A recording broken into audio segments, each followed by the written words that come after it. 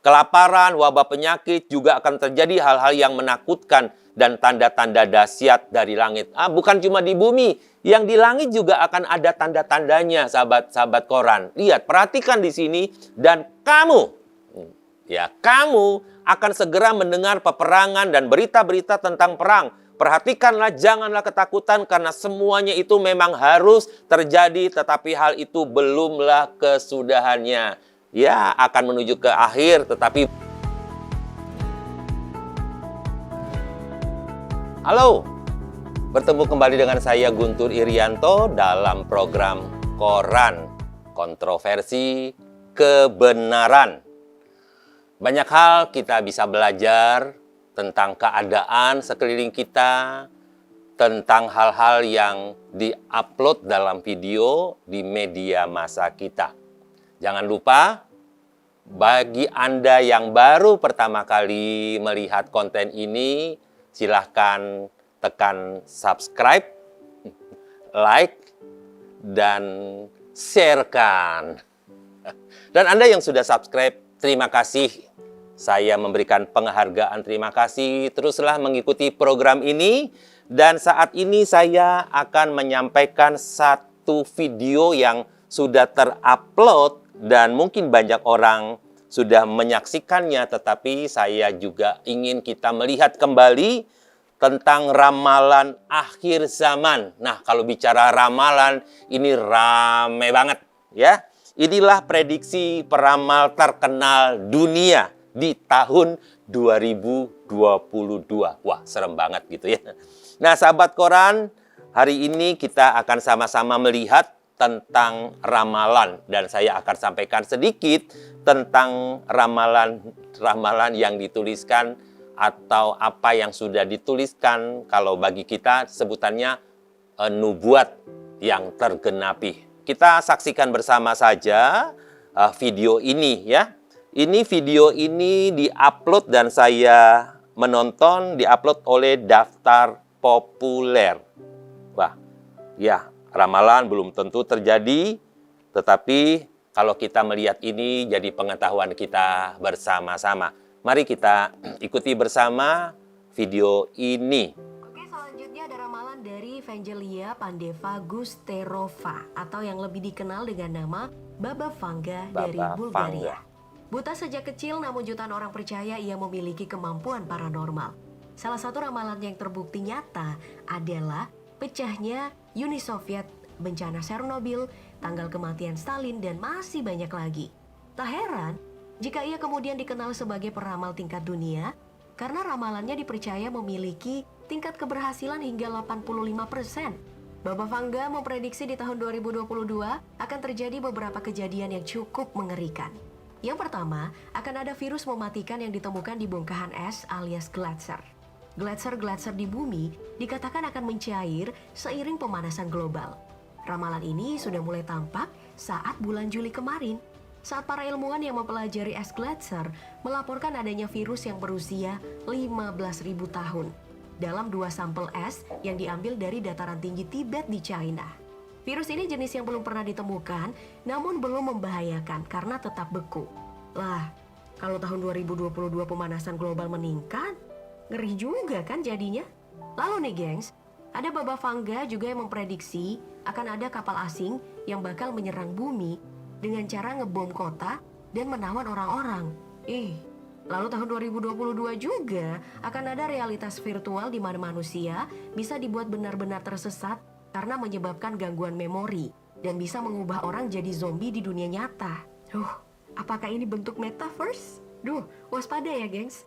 Selain itu ada ramalan bahwa manusia akan terkena dampak kelaparan yang parah akibat perubahan iklim setelah lapisan es kutub mencair di tahun 2033 hingga tahun 2045, yang juga membuat permukaan laut makin naik.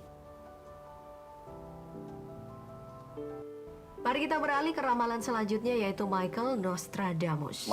Peramal terkenal asal Prancis ini adalah astrolog dan dokter yang terkenal karena bukunya Le Prophétie yang berisi kumpulan dari 942 kuatrain puisi yang diduga bisa memprediksi peristiwa masa depan. Beberapa ramalannya yang terbukti benar terjadi adalah kematian tragis Raja Prancis, kemudian kebakaran besar di London, terjadinya revolusi Prancis, hingga adanya bom Hiroshima Nagasaki. Semua itu sudah diprediksikan akan terjadi oleh Michael Nostradamus 500 tahun lalu. Nah, salah satu prediksi Michael Nostradamus di tahun 2022 adalah akan munculnya satu agama baru di dunia dan cukup banyak dianut oleh umat manusia. Agama itu akan dipimpin oleh seorang yang mendapat julukan pria dari timur dan membawakan kedamaian bagi dunia. Namun, kemunculannya sanggup menggemparkan timur dan barat. Terlebih dahulu, ia akan menghapus seluruh agama yang ada di dunia, lalu mendirikan agama baru yang akan dianut oleh semua manusia. Agama baru itu berisi 3 perintah dan 3 larangan, yaitu manusia dilarang melakukan perbuatan yang merugikan orang, tidak mencuri, dan tidak melakukan kejahatan. Ya, semua agama sih memang melarang itu. Tapi apakah ada yang berbeda dengan agama baru itu nantinya?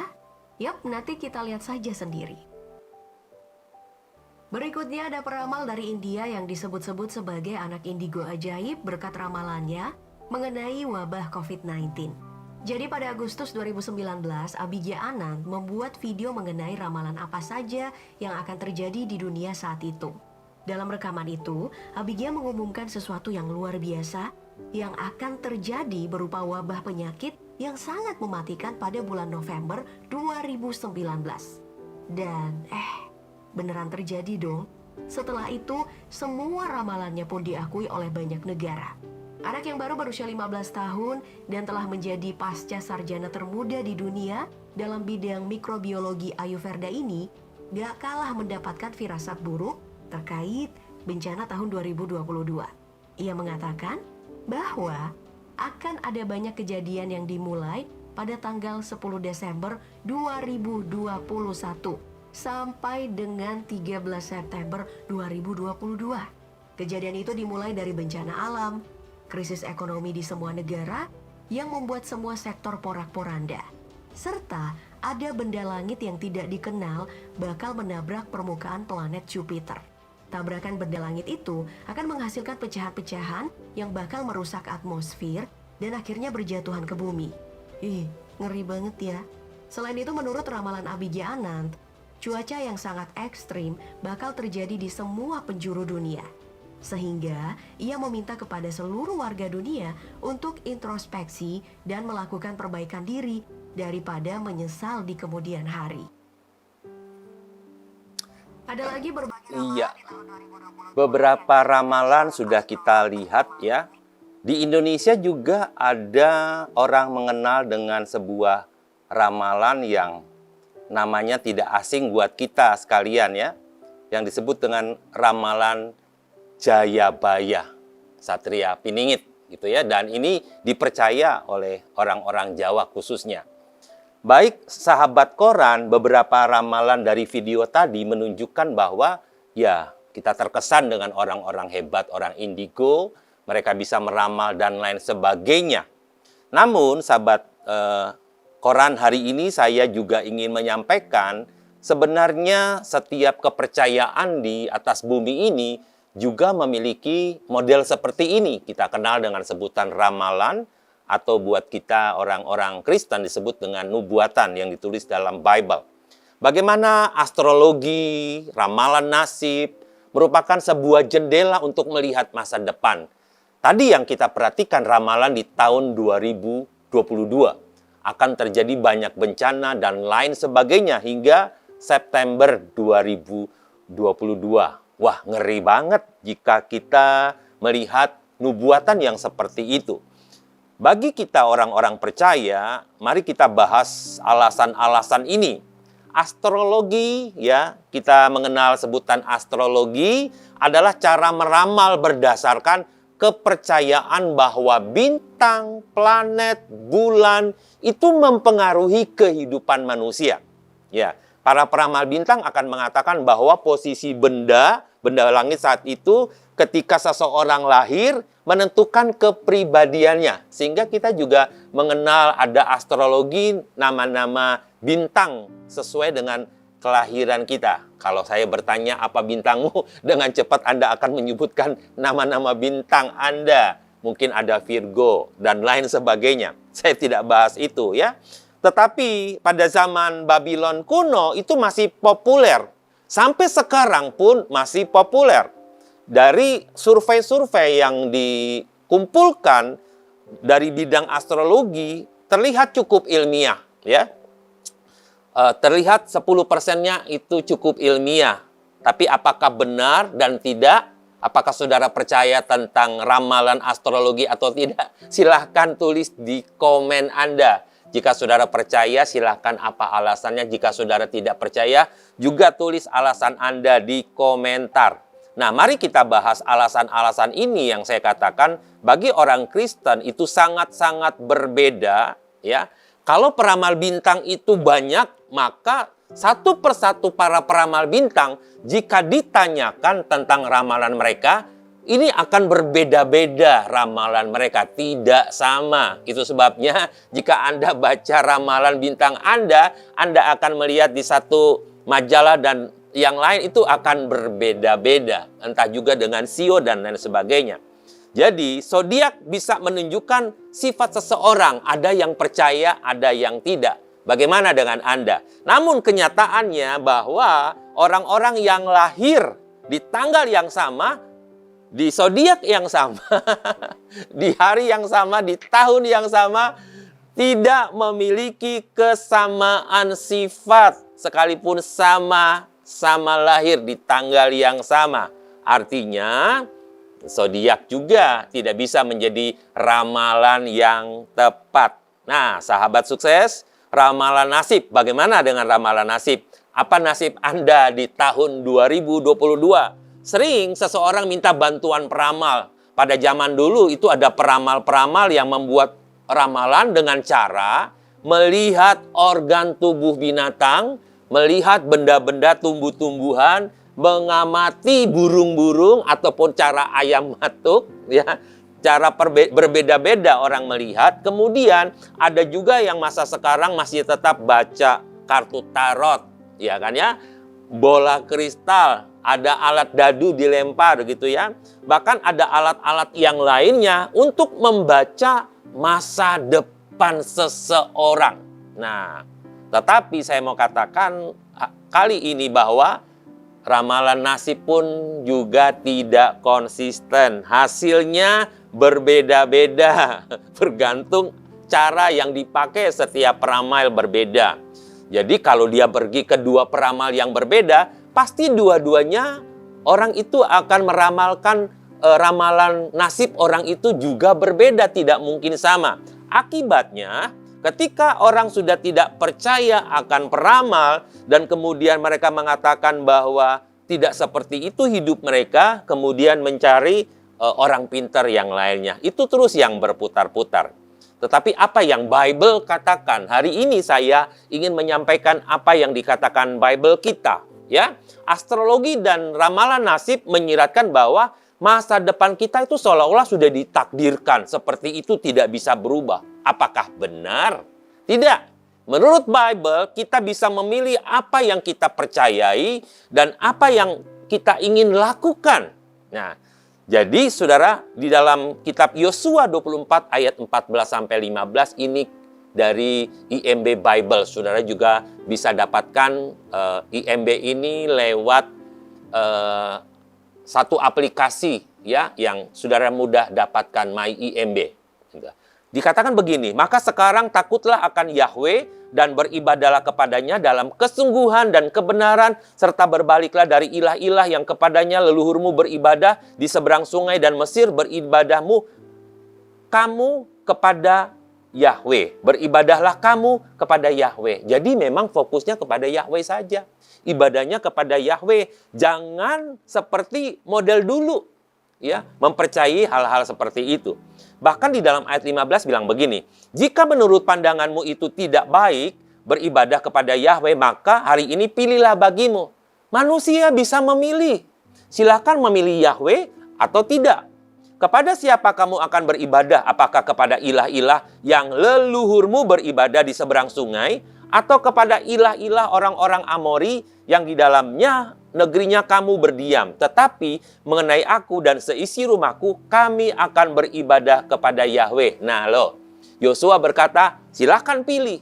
Berarti hidup seseorang di masa depan itu bergantung pilihannya, bukan karena sebuah takdir. Yosua berkata, aku dan seisi keluargaku tetap beribadah kepada Yahweh. Nah ini keren sekali. Biarlah kita juga demikian tetap kepada Tuhan Bapa yang kita kenal dengan sebutan Yahweh di dalam Yeshua HaMashiach atau Yesus Kristus Tuhan. Bagi orang percaya, Tuhan adalah sebuah alasan lain. Jadi yang penting mereka percaya astrologi, ramalan nasib. Walaupun Tuhan melarang hal itu, mereka banyak yang juga tetap percaya.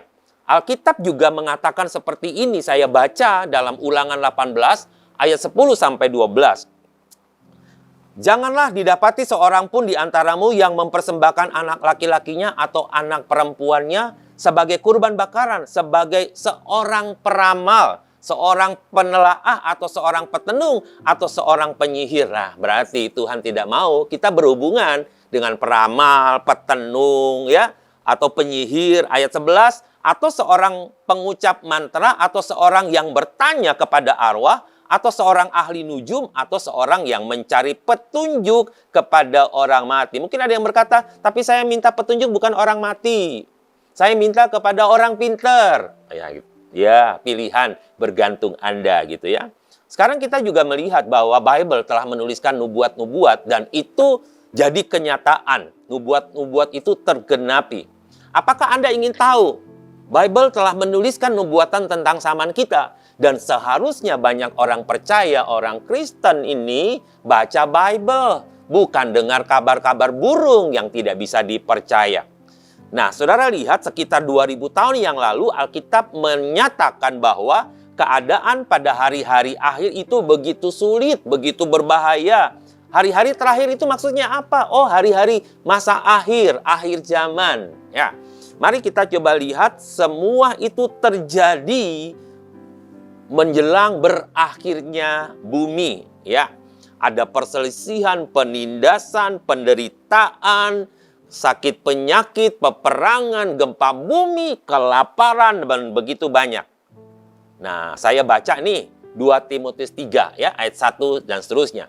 Pada hari-hari terakhir, orang-orang akan mencintai diri sendiri, mencintai uang, membanggakan diri, merasa diri hebat, menghina, tidak taat kepada orang tua, tidak berterima kasih, tidak setia, tidak punya kasih sayang, tidak mau berdamai, memfitnah, tidak punya pengendalian diri, garang, tidak menyukai kebaikan, berkhianat, keras kepala, sombong, mencintai kesenangan, bukannya mencintai Tuhan, berpura-pura mengabdi, padahal menolak, dan lain sebagainya, dan lain sebagainya. Jika kita tahu, inilah keadaan yang terjadi dan Bible sudah menuliskan itu di hari-hari terakhir. Mari kita coba lihat apa yang Yesus pernah ucapkan ketika dia di bumi. Matius 24 ayat 6 sampai 7. Dan kamu akan segera mendengar peperangan dan berita-berita tentang perang. Perhatikanlah, janganlah ketakutan karena semuanya itu memang harus terjadi, tetapi hal itu belumlah kesudahannya. Ya, akan menuju ke akhir, tetapi belum kesudahannya. Kenapa kita tidak percaya Yesus yang sudah mengucapkannya 2000 tahun yang lalu loh. Tetapi kita lebih bangga kepada yang tadi di video tadi. Nah, ayat 7. Karena bangsa akan bangkit melawan bangsa, dan kerajaan melawan kerajaan, dan akan terjadi kelaparan dan wabah penyakit dan gempa bumi di berbagai tempat. Wah, ini sudah dinubuatkan, sudah ada. Jangan heran, jangan kaget. Bible sudah menuliskannya. Ya, bangsa akan bangkit melawan bangsa, peperangan. Dan kita sudah lihat di awal tahun ini pun juga ada peperangan. Nah, program pangan dunia, sebenarnya kita punya cukup banyak pangan ya, untuk semua orang cukup gitu ya. Tapi kemudian wah, kita mulai kebingungan dengan minyak goreng, dengan kedelai, dengan harga yang mulai naik, dan Bible sudah menuliskannya, dan itu adalah kebenaran ya dan amin ya. Dalam Lukas 12 ayat 11 juga dikatakan, akan terjadi gempa bumi yang dahsyat di berbagai tempat. Di mana saja, Bible hanya menuliskan berbagai tempat. Ya, kita berdoa jangan ada di Indonesia. Kelaparan, wabah penyakit juga akan terjadi hal-hal yang menakutkan dan tanda-tanda dahsyat dari langit. Bukan cuma di bumi, yang di langit juga akan ada tanda-tandanya, sahabat-sahabat koran. Lihat, perhatikan di sini, saya begitu yakin dan bersyukur saya punya Tuhan yang sudah menyatakannya dan saya lebih percaya Tuhan daripada manusia. Nah, setiap tahun ada sekitar 50.000 nih setiap tahun, 50.000 gempa bumi. Cukup besar, sehingga merusak banyak bangunan. Nah, setahun sekali selalu ada gempa bumi, gitu ya. Jadi menurut perkiraan, sekian tahun sampai 2000, itu ada hampir 500.000 berarti orang yang meninggal karena gempa bumi. Wah, Alkitab sudah menyampaikannya. Tapi satu ayat yang saya pegang hari ini, apa yang Yesus katakan dalam Matius 24 ayat 14, dan Injil kerajaan ini akan diberitakan ke seluruh dunia sebagai kesaksian bagi semua bangsa. Yes, dan kemudian akan datang kesudahannya. Jadi pemberitaan anugerah Tuhan, Injil kerajaan dan Injil anugerah Tuhan itu akan diberitakan ke segala bangsa, barulah akan datang kesudahannya. Jadi, mana yang saudara mau percayai? Firman Tuhan atau apa kata manusia? Kalau firman Tuhan pasti digenapi, tapi apa kata manusia belum bisa dipercayai. Sampai di sini koran kita hari ini. Saya yakin kita semua akan belajar banyak, memiliki pengetahuan, dan terus bertambah hikmat Tuhan. Ya, koran kontroversi kebenaran pro dan kontra selalu ada, tapi biarlah kita berjalan dalam anugerah dan pimpinan Tuhan saja. Sampai di sini cukup sekian. Salam koran, kontroversi kebenaran.